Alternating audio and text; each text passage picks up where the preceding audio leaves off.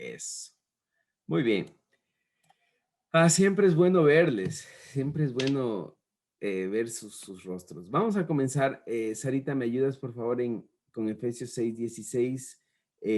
Nita, ¿me ayudas con Romanos 1:17? Y luego seguimos, Sarita, con Primera de Juan 1:4, Nita con Segunda de Corintios. Así nos vamos alternando, ¿ya? Nos vamos alternando poco a poco. Entonces, comencemos con Efesios 6:16.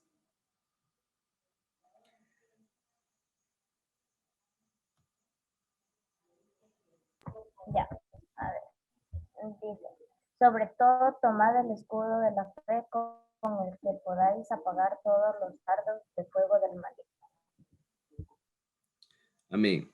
Ya, Efesios 6:16 nos habla acerca de que debemos, dice, bueno, primero aquí hay que recalcar algo. Pablo dice sobre todo, dice, ¿no es cierto? Sobre todo, o sea, es decir, de las cosas más importantes, no te olvides tomar un escudo de la fe, ¿no es cierto? Para que puedas apagar los dardos del enemigo. Vamos a ver en Romanos 1:17, Romanos 1:17. Romanos 1:17. Y Sarita, si podemos buscar en 1 Juan 5:4.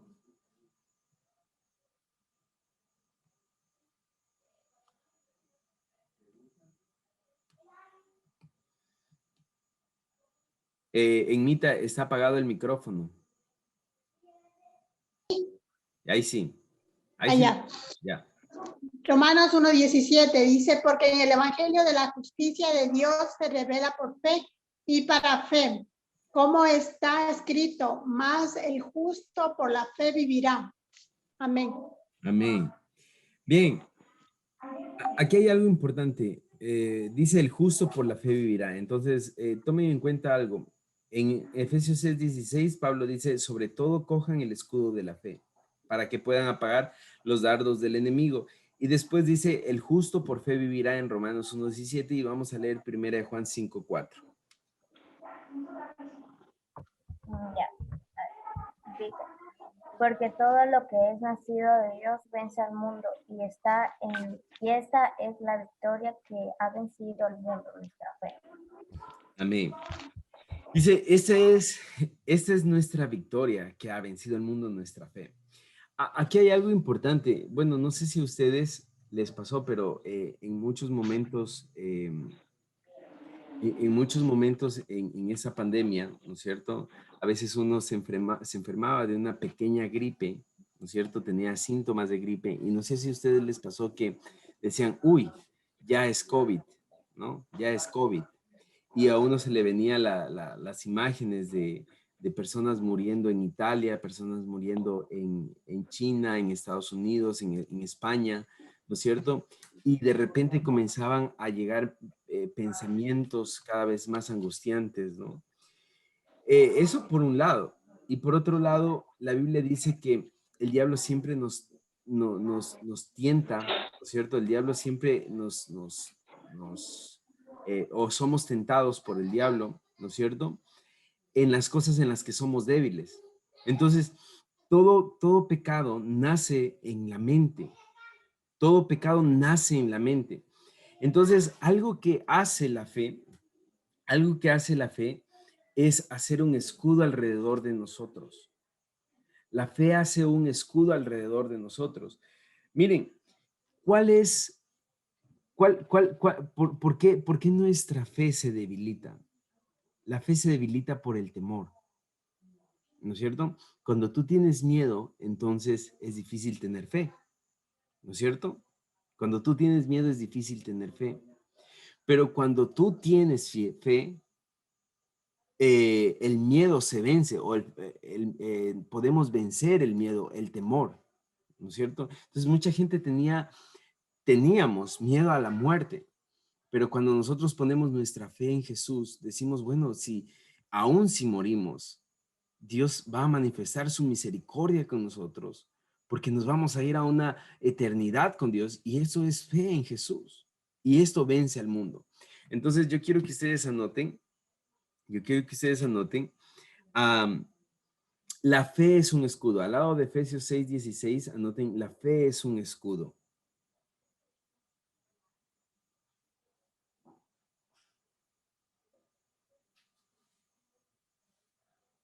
La fe es un escudo, ¿ya?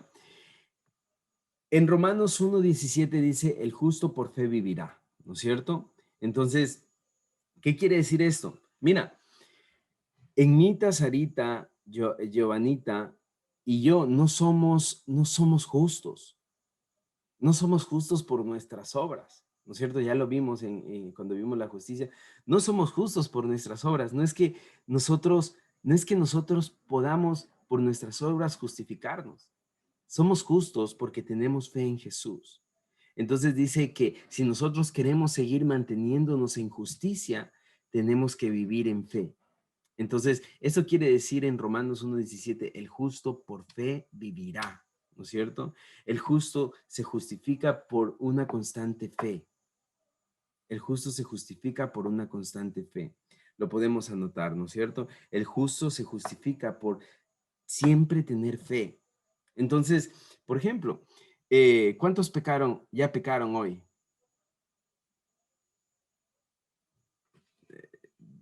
¿Cuántos ya pecaron hoy?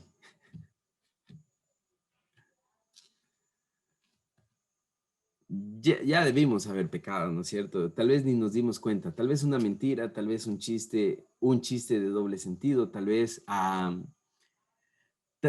algo en nuestros pensamientos, pero ya hubo algo que es pecado, que está mal, ¿no es cierto?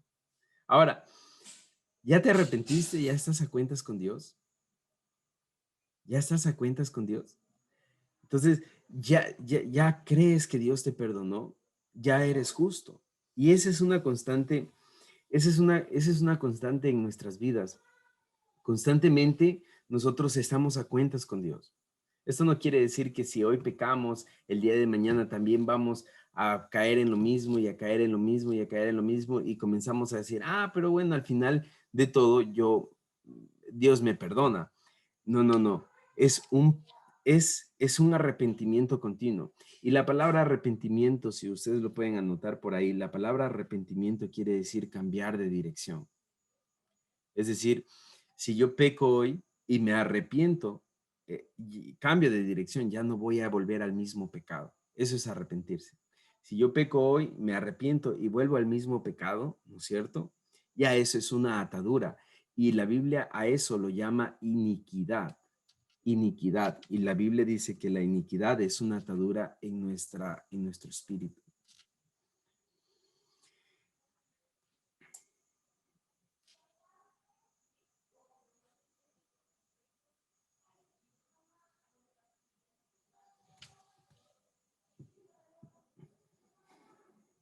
Amén.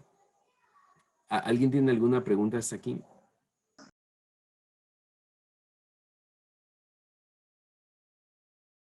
Estás muteado, Andresito. Me fui por un momento, me quedé sin internet, pero regresé. Entonces, estábamos en la fe, ¿no? Bueno, en Romanos 1:17 nos dice, el justo por fe vivirá. Continuamente nosotros somos justificados por nuestra fe en Jesús, ¿no es cierto? Y me encanta el siguiente versículo, 1 de Juan 5:4, que dice, y esa es nuestra fe que ha vencido el mundo, nuestra fe en Jesús. Nuestra fe en Jesús vence el mundo. Y les voy a decir por qué. Continuamente yo me he encontrado con compañeros, amigos que no son cristianos y continuamente me dicen, yo peco porque no puedo dejar de pecar. El mundo no va a cambiar. El mundo es así y se resignan a vivir una vida de pecado. Se resignan a vivir esclavizados a un pecado de mentira, a un pecado sexual, a un pecado de este mundo, ¿no es cierto? Se resignan a aferrarse a esta vida. Creen que esta vida es todo, pero Jesús viene y cambia todo totalmente. Jesús viene y nos dice, a ver, primero que todo, esta vida es pasajera, es un pequeño instante en la eternidad. esta vida no es todo. Y yo vengo a darte salvación para una eternidad, para que no te pierdas por una eternidad. Porque hay algunos tipos de muerte y la muerte más grande es una eternidad sin Dios. Entonces Jesús viene a redimirnos de esta eternidad. Entonces, este versículo tienes que aprendértelo y tiene que ser tiene que estar en tu vida y esta es mi victoria que ha vencido al mundo, mi fe en Jesús. Jesús puede cambiar el mundo, es la esperanza del mundo, puede cambiarme a mí, puede romper cualquier atadura del pasado, cualquier herida en mi vida, puede romper cualquier atadura de pecado y Jesús me va a dar una eternidad con él. Entonces, esta es nuestra victoria, es nuestra fe en Jesús. Entonces, al lado de 1 de Juan 5:4, ustedes pueden poner la victoria está en creer en Jesús. La victoria está en creer en Jesús. Nuestra victoria está en creer en Jesús.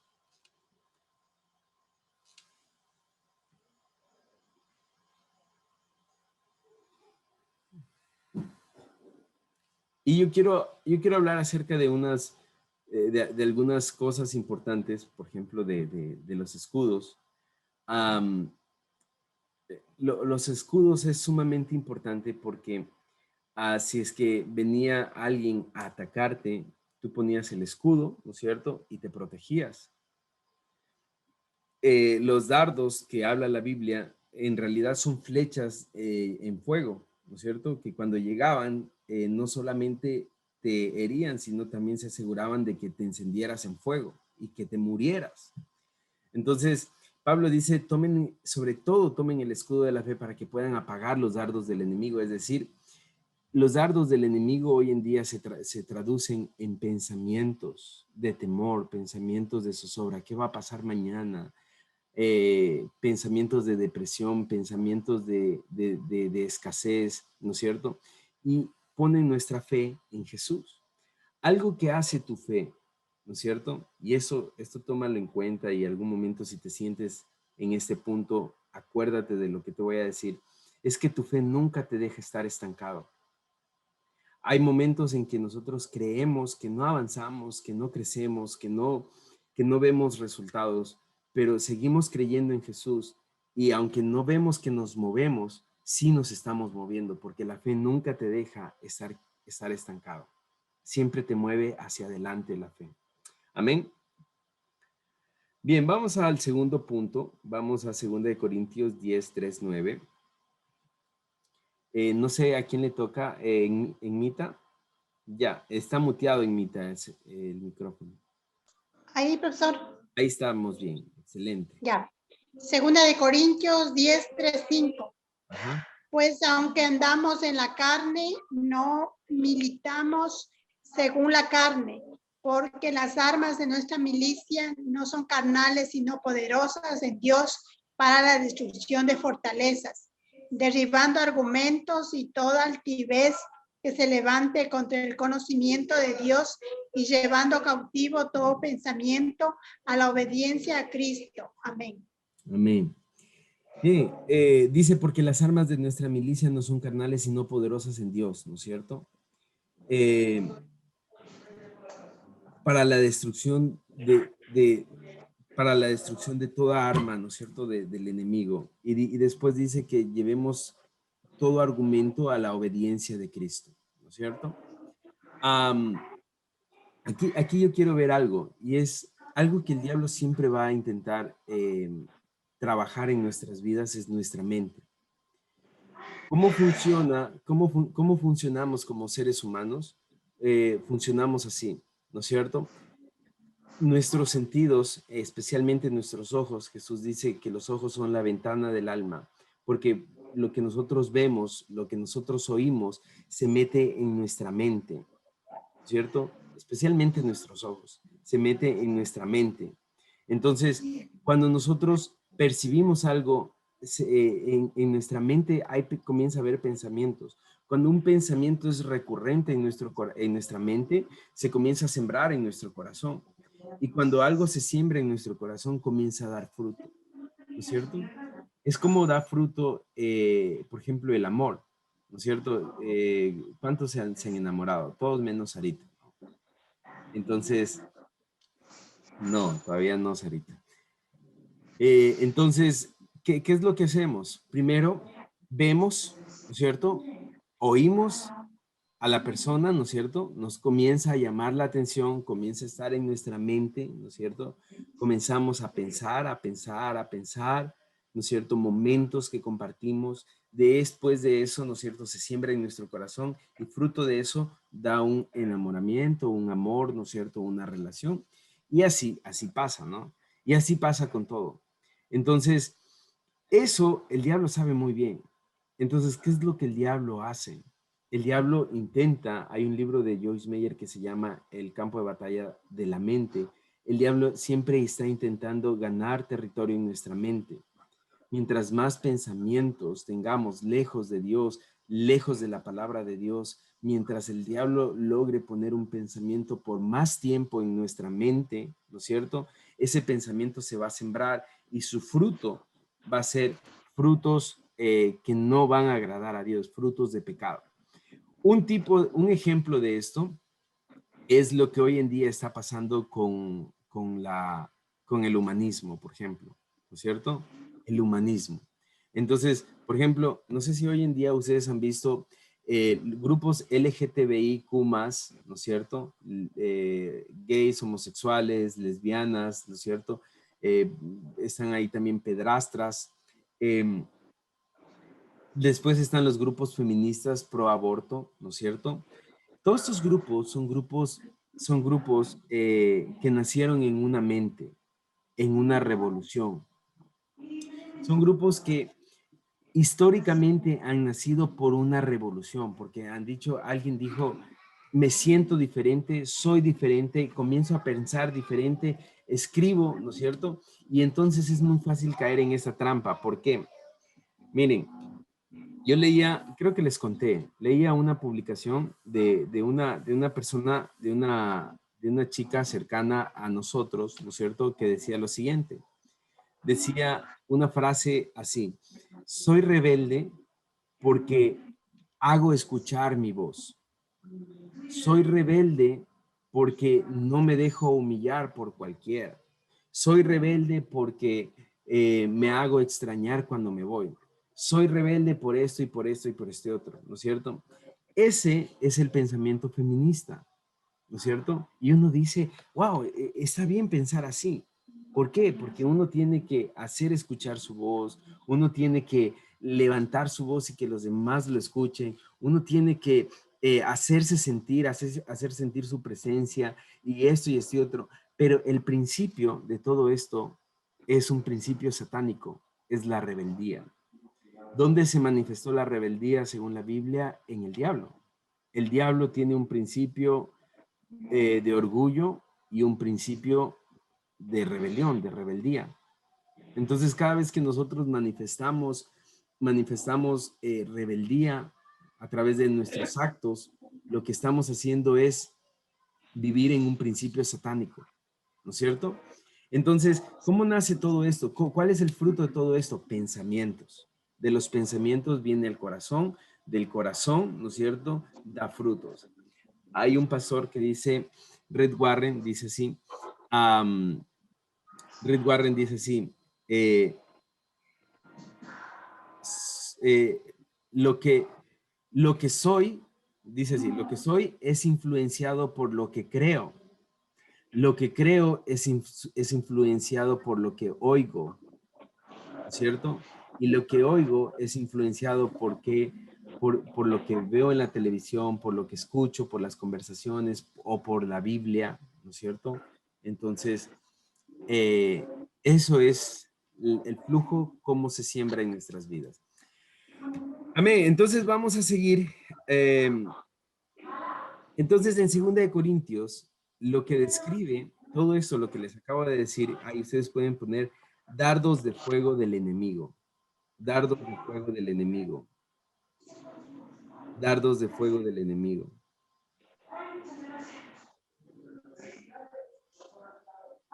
En 2 Corintios pueden poner dardos de fuego del enemigo.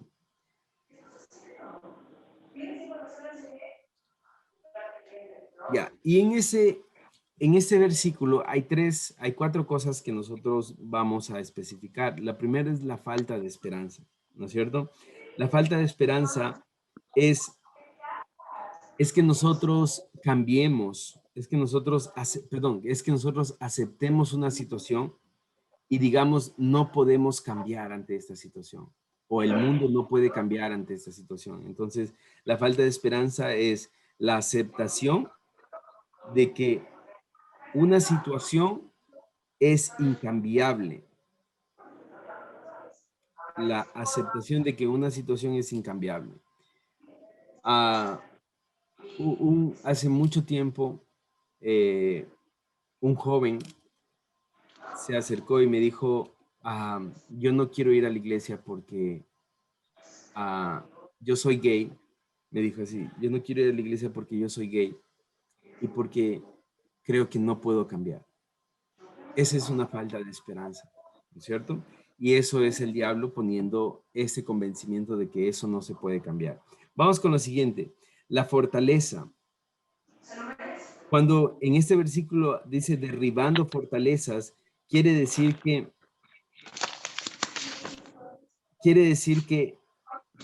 impotencia ante una situación. Impotencia ante una situación. Fortaleza quiere decir impotencia ante una situación.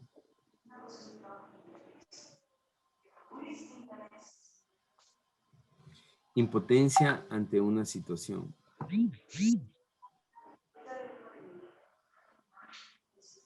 Impotencia ante una situación.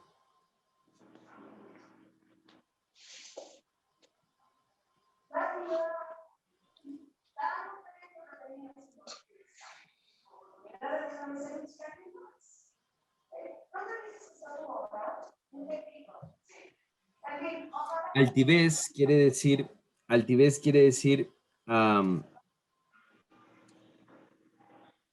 entendimiento basado en suposiciones o teorías. Entendimiento basado en suposiciones o teorías no probadas. Entendimiento basado en suposiciones o teorías no probadas. Suposiciones o teorías no probadas. Ya voy a explicar esto. Y conocimiento quiere decir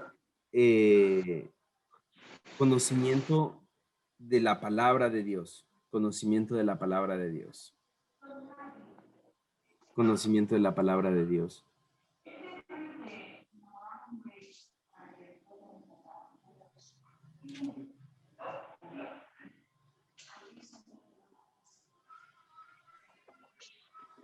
Entonces, cuando Pablo habla en este versículo, dice que las armas de nuestra milicia no son carnales, sino poderosas en Dios, derribando toda fortaleza, ¿no es cierto? Toda altivez, llevando cautivo todo pensamiento a la obediencia de Cristo, ¿no es cierto? Del conocimiento de Cristo. Entonces, es hablando de varias situaciones en nuestras vidas. Primero, la falta de esperanza.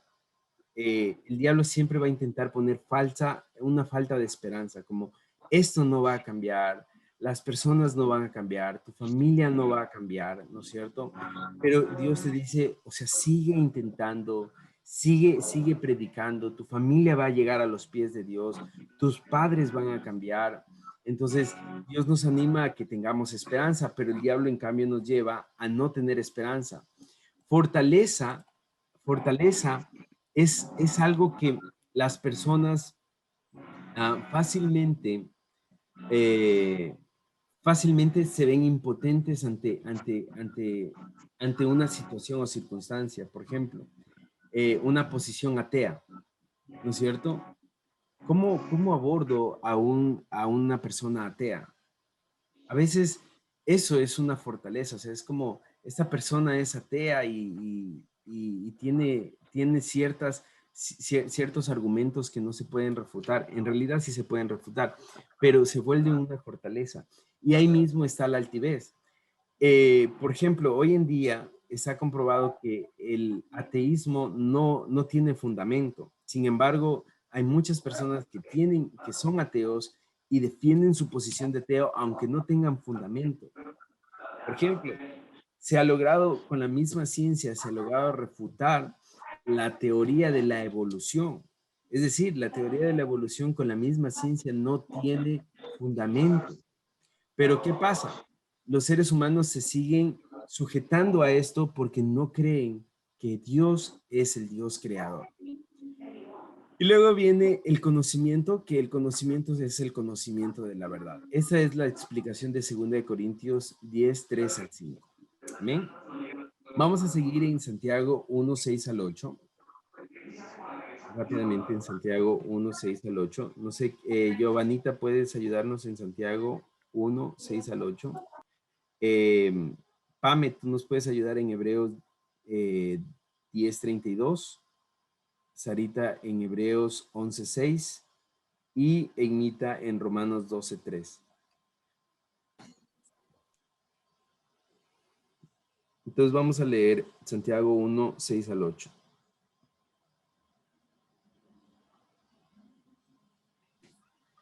A ver, Santiago 1 del 6 al 8, ¿no? El 6 al 8, ajá. Ya. Pero pida con fe, no dudando nada, porque el que duda es semejante a la onda del mar, que es arrastrada por el viento y echada de una parte a otra. No piense, pues quien tal haga, que recibirá cosa alguna del Señor. El hombre de doble ánimo es inconstante en todos sus caminos. Amén. Amén. Miren, lo contrario a la fe es el temor. El temor lo que nos lleva es a veces creer y a veces no creer. A veces estar bien con Dios y a veces no estar bien con Dios. Entonces, aquí la Biblia dice que el hombre que a veces cree y a veces no cree es como una ola, ¿no es cierto? Que sube y baja, sube y baja, sube y baja. Y la Biblia nos dice que cuando nosotros somos prudentes, ¿no es cierto? Cuando nosotros somos prudentes, nosotros, aunque vengan vientos, aunque vengan lluvias, aunque vengan tempestades, nuestra fe es inamovible, ¿no es cierto? Entonces, aquí en Santiago 1, 6 al 8, vamos a anotar lo siguiente. Vamos a anotar lo siguiente. Una mente indecisa no es una mente que tiene fe. Una mente indecisa no es una mente que tiene fe.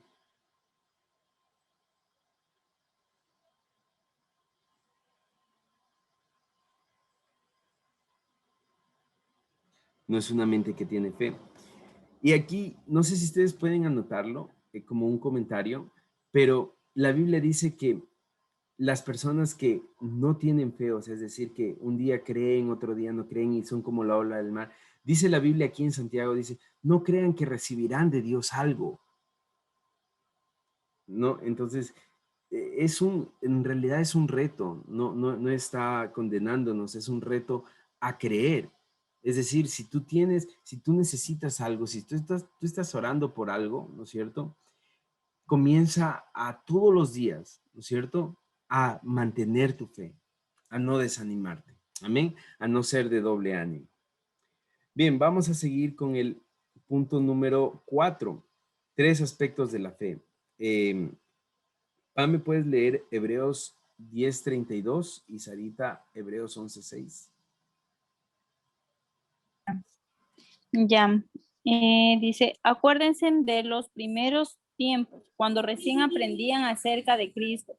Recuerden cómo permanecieron fieles aunque tuvieron que soportar terrible sufrimiento. Amén.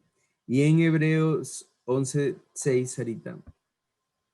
Dice, pero sin fe es imposible agradar a Dios porque es necesario que el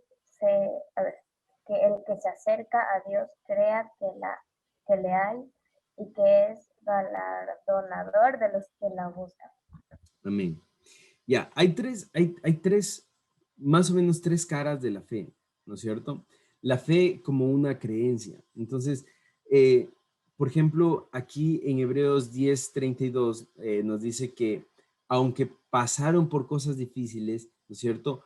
permanecieron creyendo, ¿no es cierto? Entonces, la fe como una creencia, ¿no es cierto? La fe como una creencia quiere decir, la fe como una creencia quiere decir mantenerse fiel. Entonces, pongan ahí al lado de creencia, pongan mantenerse fiel. La fe como una creencia es mantenerse fiel, ¿no es cierto? Y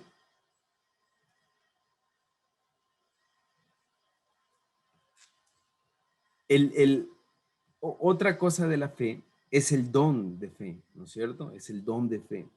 Lo habla Pablo, que es un don el tener fe, ¿no es cierto? Y la Biblia dice que Jesús dice, todo lo que pidan al Padre en mi nombre, es decir, con fe en mí, lo recibirán. Y esto habla acerca de un don. Entonces, don quiere decir el poder recibir milagros, bueno, no poder, sino recibir milagros, recibir milagros, recibir milagros.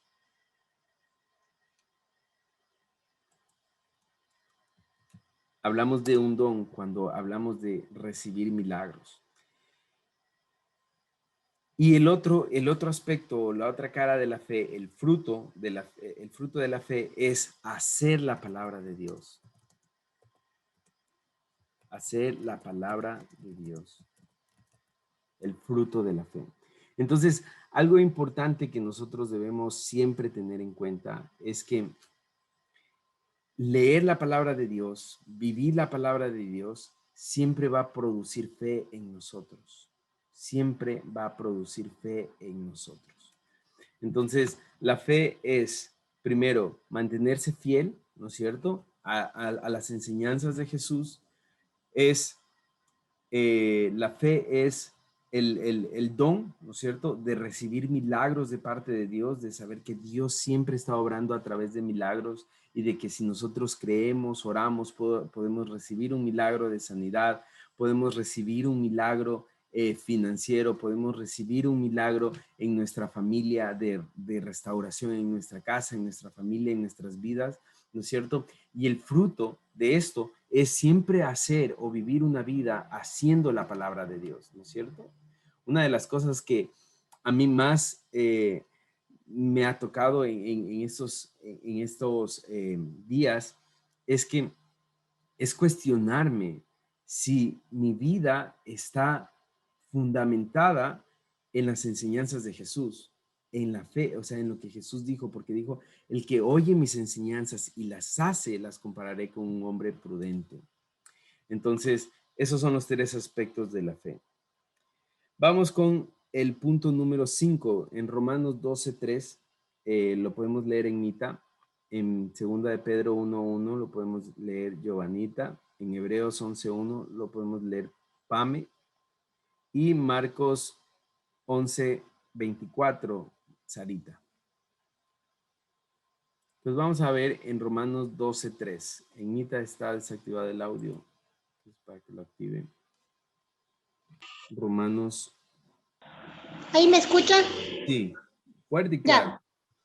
Ya, Romanos 12:3. Romanos 12:3 dice, digo pues por la gracia que me es dada a cada cual que está entre vosotros, que no tenga más alto concepto de sí que es el que debe tener, sino que piense de sí con cordura conforme a la medida de fe que Dios repartió a cada uno. Amén. Amén. Aquí vamos a notar, bueno, vamos a leer 2 de Pedro 1:1 también. Giovanita. 2 de Pedro 1:1, ¿no? 1:1, Ya. ajá.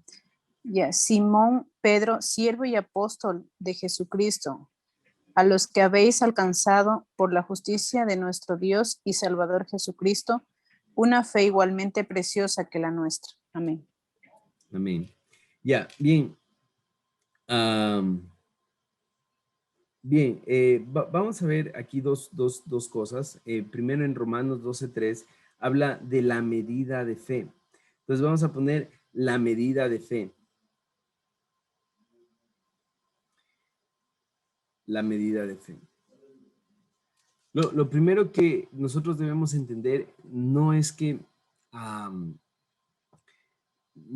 es que cuando nosotros aceptamos a Jesús, todos tenemos una medida de fe. De hecho, esta medida de fe es la que nos lleva a aceptar a Jesús en nuestras vidas, ¿no es cierto? Entonces, la medida de fe. Pero, ¿cómo nosotros hacemos que esa fe tenga en nosotros acción? Esta fe tiene acción en nosotros cuando esta fe se usa en la renovación de nuestra mente. Entonces, ahí pongan renovación del ambiente, ¿no? Es decir, Pablo habla de una medida de fe. Entonces, esta medida de fe nosotros debemos usarla para la renovación de nuestra mente. Siempre está por delante en la Biblia que nosotros debemos cambiar nuestra manera de pensar. Por ejemplo, no debemos acoplarnos a este mundo, no debemos acoplarnos a lo que este mundo diga, no debemos acoplarnos a lo que diga Hollywood, a lo que digan las películas. Más bien lo que debemos hacer es vivir como Jesús o como la Biblia dice que vivamos, ¿no? Entonces, nuestra medida de fe tiene que ser usada para la renovación de nuestra mente. Amén. Y en Primera de Pedro 1:1, la Biblia dice, en Segunda de Pedro 2:1, quiero volver a leer. Dice, yo Simón Pedro, esclavo y apóstol de Jesucristo, les escribo esta carta a ustedes para que gozan de la misma preciosa fe que tenemos. Y esa fe les fue concebida debido a la justicia e imparcialidad de Jesucristo, nuestro Señor, Dios y Salvador. Amén. Entonces, algo que podemos notar es que la fe viene cuando aceptamos a Jesús.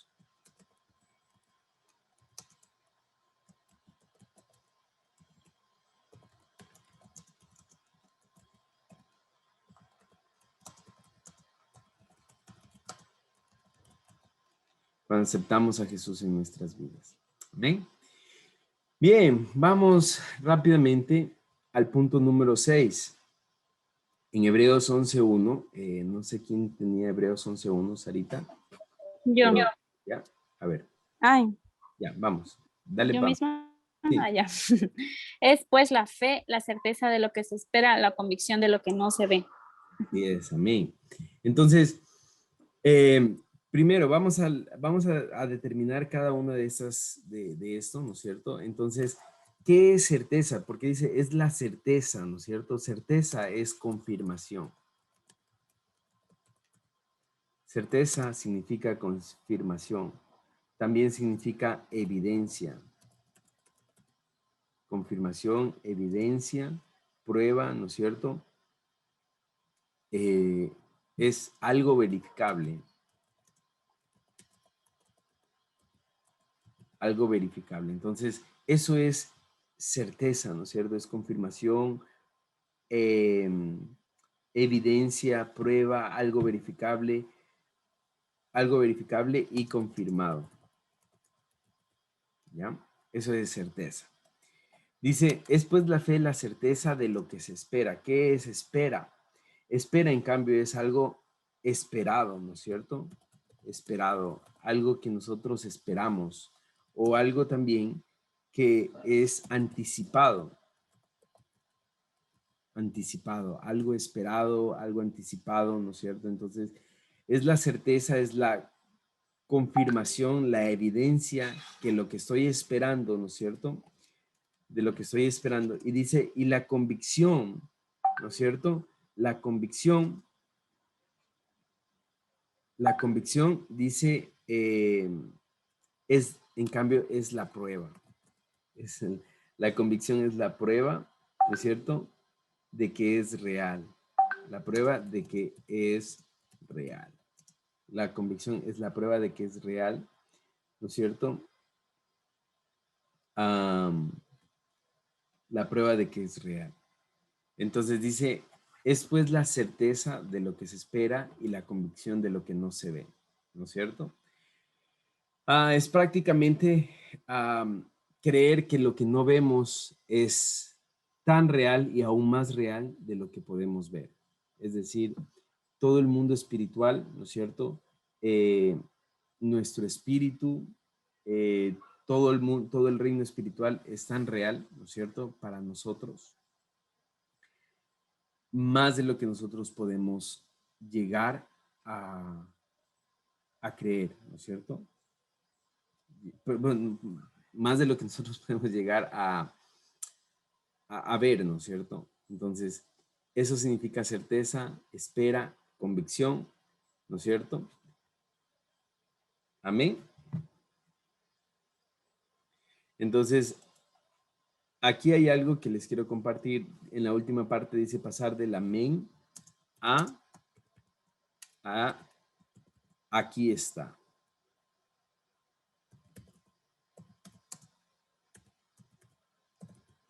Aquí está, ¿no es cierto? Entonces, por ejemplo, una de las promesas que yo les animo a que ustedes siempre siempre tengan presente es, Jesús dijo, yo estaré con ustedes todos los días de su vida hasta el fin del mundo, ¿no es cierto? Entonces es algo que tú tienes que siempre creer y tener la convicción, ¿no es cierto? La convicción de que es real, ¿no es cierto? Esa certeza, eso que está confirmado, esa prueba que es real, es que Jesús está a tu lado y que Jesús pelea tus batallas. Amén. Amén. Y por último, no sé a quién le dije, Sarita, Marcos 11:24.